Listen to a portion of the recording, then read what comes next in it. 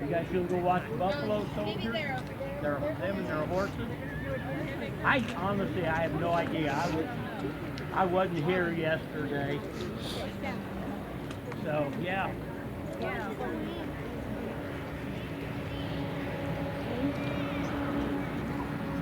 My columns left about. My columns left about. My columns left about. Oh.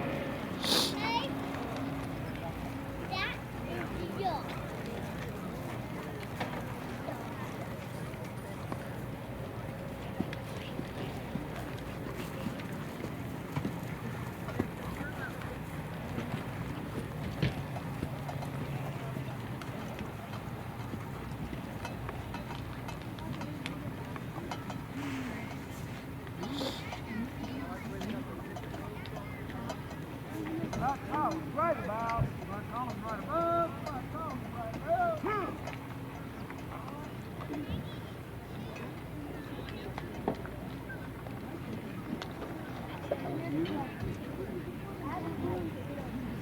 But we're not coming.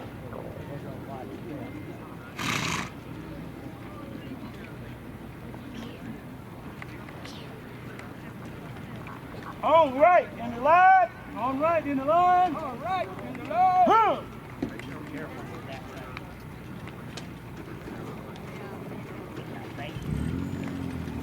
Up. Huh.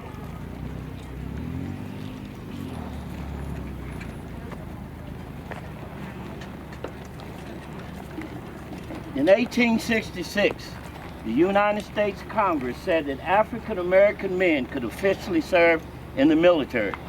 So thus they created the 9th and 10th Cavalry, the 24th and 25th Infantry. In 1866, you had to be 16 years of age to go into the military. Most people back in that days did not have a birth certificate. So if you looked 16, they would let you in. They would stay in for 5 years. Most of them stayed in for a lifetime. There have been recorded that some soldiers stayed in until they were 82 years of age. They would make $16 a month, which was later reduced to $13 a month. They would get paid every other month. They get $32 every other month. But at the laundress was assigned to 22 and a half soldiers. Now, we don't know where the half came from, but the records say 22 and a half soldiers. The laundress would actually make $2 per soldier, and the pay would be deducted from the soldiers' pay before they got it. So the laundress was a pretty good catch. She was making quite a bit of money each month. They served in the Indian War period, Spanish-American War, World War I, World War II, the Korean War. They were disbanded, excuse me, when they started integration. You see, they received 23 Congressional Medals of Honor. They strung telegraph lines. They guarded the railroad workers as they laid the track. They guarded the stagecoaches as they moved west. They guarded all of the wagon trains as the settlers moved west. They actually they delivered the mail when the Pony Express ceased to exist. But they were the first authorized park rangers of Yosemite National Forest. They were actually the first forest rangers. Some of their adversaries were Geronimo, Sitting Bull, Lone Wolf, and Pancho Villa. But one of the most notable outlaws was Billy the Kid. We don't read much about them being in pursuit of Billy the Kid, but a lot of the history about the Buffalo Soldiers was left out. So our job that we decided we wanted to do in 1995 was to form a Buffalo Soldier troop that would actually perform across the United States, bringing the history to life. We have been from California all the way out to Montauk, New York, Lexington, Kentucky, Colorado, Nebraska, Wyoming, Montana. We've been pretty much, you name it, we've been there. We actually participated in 2 TNT movies. The first movie with Sam Elliott, Tom Berenger was on TNT. It was called Teddy Roosevelt, Rough Rider. The second movie we participated in was on TNT, starring Danny Glover, which was called The Buffalo Soldiers. Now you notice I said that African American men could officially serve in the military. I didn't say anything about a woman. Well, you know, women say they can do everything a man can do. Well, I guess this one woman decided that she really was going to do that. Her name was Cathay Williams. She served under General Sheridan during the Civil War, but she liked military life so well that her friends convinced her that she could be a buffalo soldier. But notice I keep saying she could be a buffalo soldier. Well, she decided she was going to do it. She goes to the recruiting office, she joins. But her name was Cathay Williams, but she changed her name around and became William Cathay. And she stayed in for 2 years, which she served in the 24th Infantry. Now at this time, they actually slept two to a bunk, head to foot. Now we often say that that was a man that kept a secret for 2 long years, but he was dumb as heck to know that he was laying there beside a woman for 2 years. But we don't know exactly what happened to her. She got sick and went to the infirmary, and that's when they found out that she was not a man, she was a woman. And so she had to leave the military, which she ended up in the Tennessee area, and basically her history was unknown. But she was the only woman that's notable that actually impostered a man and served as in the military. 1 out of every 3 cowboys were black. 1 out of every 3 were black. There were black outlaws, black lawmen, black pioneers. We often think that what happened to black people at the end of slavery? Well, we think that black people disappeared until the Civil Rights Movement, you know, because you never heard much about them. But then the research showed one of the, I say the best lawman that people never heard of was Bass Reeves. Bass Reeves was issued 3,300 writs, which we talking about warrants. He could not read or write, but he brought all 3,300 men in. He never lost a man. His name was Bass Reeves, but Bass Reeves became to be the real Lone Ranger. He was actually real Lone Ranger. He was a runaway slave from Arkansas, and he ran to what we call the Oklahoma Territory, which was a Native American territory. And the government did not allow for the law to go into the Oklahoma Territory. So a lot of outlaws would actually go to Oklahoma for refuge. But Bass Reeves was the first United States Marshal that went into the territory, but his companion was a Native American.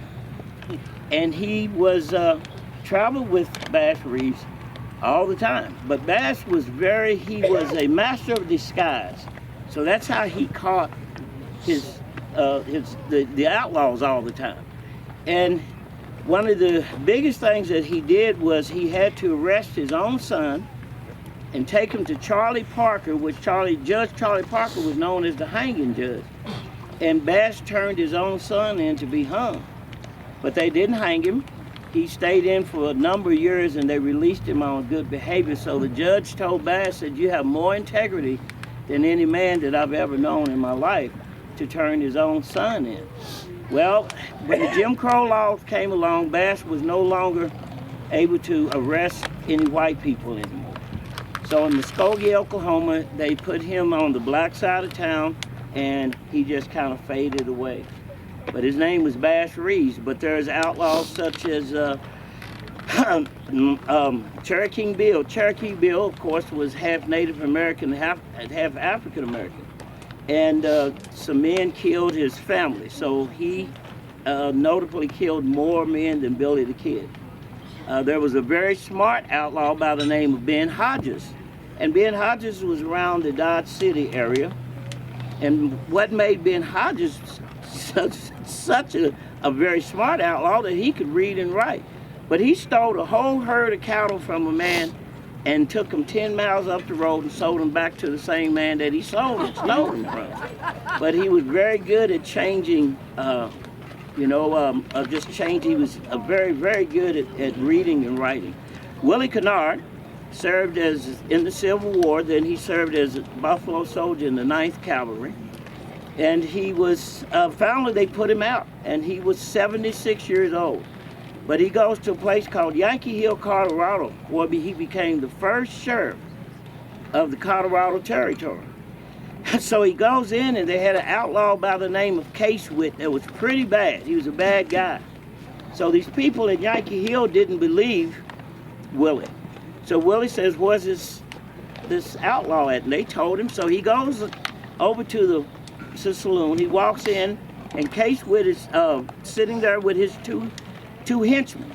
And he said, are you Casewit? He said, yeah, I reckon so. He said, who are you? He said, I'm Willie Canard, and I come to arrest you.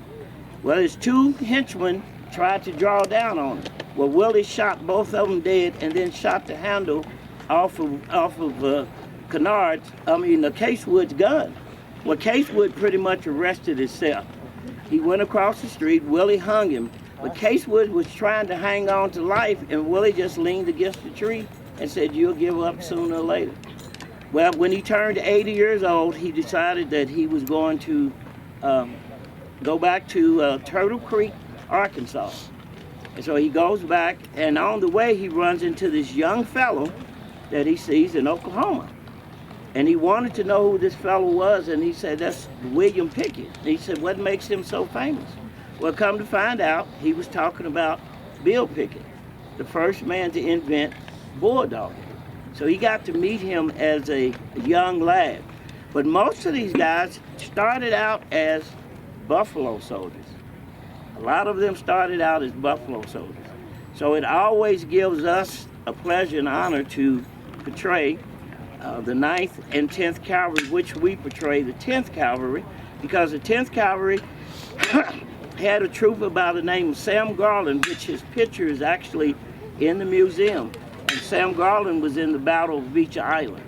So when the soldiers went in to rescue them, he was actually with the 10th Cavalry. But Sam Garland settled in Nicodemus, Kansas. And one of Sam Garland's relatives, which is no longer with us, was one of the original members of this group. His name is Gil Alexander, and that was Sam Garland's great-grandson. So we are the Nicodemus Buffalo Soldiers. Normally we travel with 6, but we have had as many as 38 members in our group. And that has been so awesome to actually travel with that many soldiers. So that was a sight to see, but hey, we have the faithful 5 here, and we're going to do a bit of the maneuvers, how they got to one fort to the next, and how they got into position to battle and to do various things.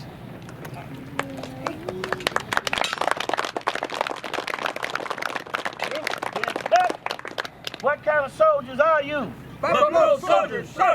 What kind of soldier is that? The best damn soldier there is, sir. Prove it. Back files right on left. Back files right on left. Back files right on left. Back columns left. Back columns left.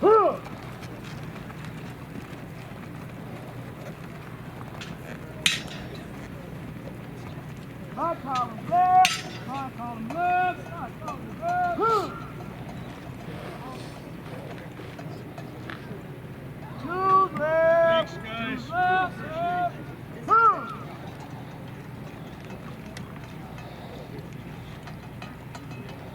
Back columns right and left. Back columns right and left. Back columns left.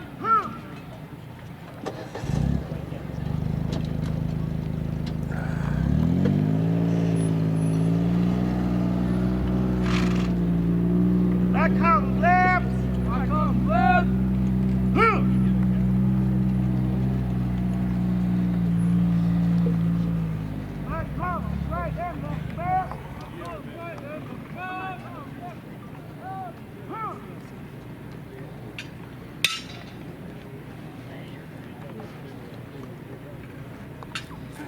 Back.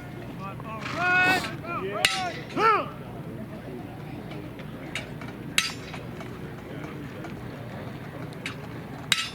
My column's right about. My column's right about. My column's right about.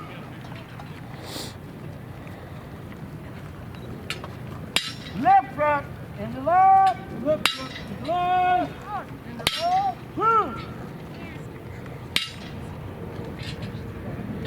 Go right. Right.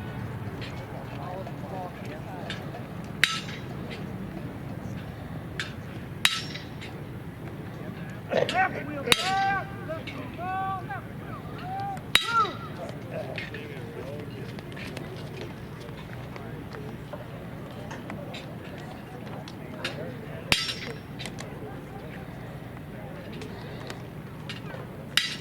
Left wheel back. Left wheel about. Left wheel about.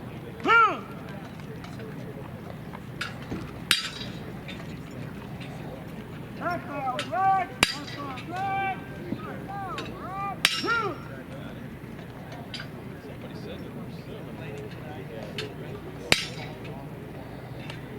That's all right about.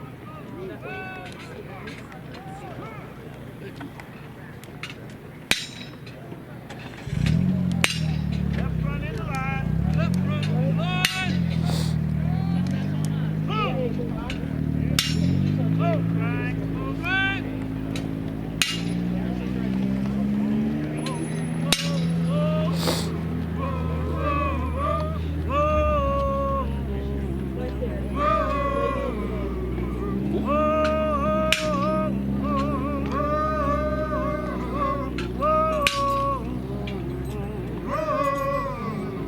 If they ask you have you seen us, tell them we gone to Nicodemus. Tell them we're going to Nicodemus. If they ask you have you seen us, If they ask you, have you seen us? tell them we gone to Nicodemus. Tell them we're going to Nicodemus. So hold your head and hold it high. Hold your head and hold it high. The 10th cavalry's passing by. 10th cavalry's passing by. So hold your head and hold it high. Hold your head and hold it high. The 10th cavalry's passing by. 10th cavalry's passing by. Whoa, whoa, whoa, whoa. Oh, oh, oh, Whoa, whoa, oh,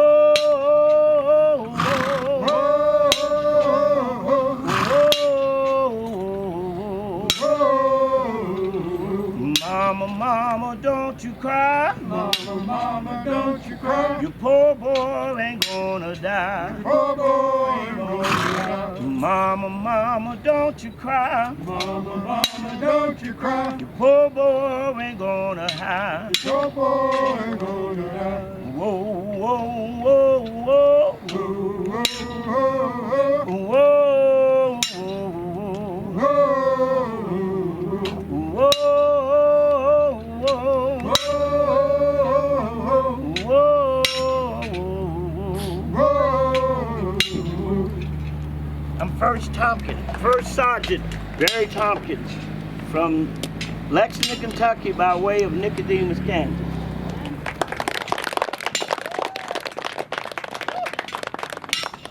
Trooper Roger Clark, Nicodemus, Kansas, born and raised.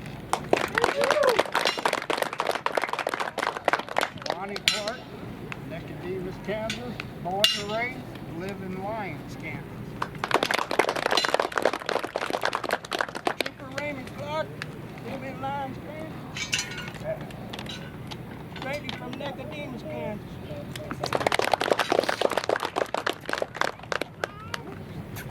I'm Curtis Clark, Saddle Sergeant, living in Lyons, Kansas, and I am from Nicodemus, Kansas. You'll notice they all brothers, so let me change my name. Barry Tompkins Clark. We actually have a nephew that rides with us. He thought he could ride a bull last week, but he's just kind of injured. We've had two other brothers that rode with us. Jay Clark is now the head of the Wichita Buffalo Soldiers. We have another brother, Tom Clark, that doesn't ride with us anymore. Some of our original members have passed on, but we've had members from Kentucky, from Oklahoma, from Colorado, from Wyoming. So we've had members, and all of these guys would actually either drive in or fly in just to come and participate. But, you know, my head goes off to all of the reenactors that do this, because it's really, it takes a lot of money, a lot of dedication, and it's a very, very expensive hobby. And it's to all of you the young youth, please try to get interested in something you see, because what we do is just dwindling away. We don't have enough younger people that really want to be a part of keeping history alive. It's a lot of work, but I tell you, it's a lot more fun than what you think. We have a very good time. Normally, we like to dismount and have you come over and talk to us, but we're going to ask you if you have any questions or want to talk, please come over there, because getting off these horses anymore is not that easy. So we stay up here until we have to get off. But we'd love to hear from you. Have any questions you need to ask us, we'll be back this afternoon, so come over and talk to us, and in the camp, or stick around for this afternoon. Yes, ma'am, you have something? I just want to thank you on behalf of the Fort Wallace Memorial Association. Gentlemen, this was wonderful. It meant a lot to us. Thank you. Thank you very much. And if you go in the museum, you can see these huge port paintings. His name is Ken Johnson, and that was one of our members, and I don't know how he got to look so good that he's in the museum, but Kenny's in the museum, and actually Kenny was in the movie Buffalo Soldiers with me, and that hat he has on got him in a lot of scenes, just because the director really loved that hat, and that's all the director kept saying, Barry, where's the cat in the hat? Where's the cat in the hat? So we don't know how he got in there, and I don't think he even knows that he's in there. So we're going to make sure he knows that he's there. But please just come over and ask any questions, or talk to us and talk to the brothers, and and I'm sure they got a lot of stories to tell. They, growing up together in the same house, I know that's probably a lot to tell. Some of them you probably don't want to hear, but come on over. Thank you. You've been such a nice audience.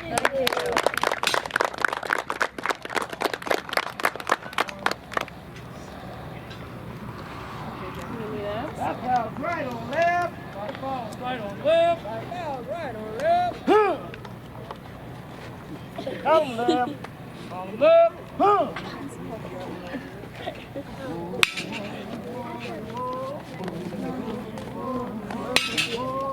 Yeah, I hear you.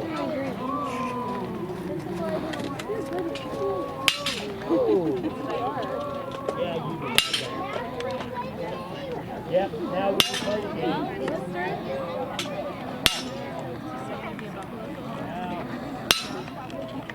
Tell you what.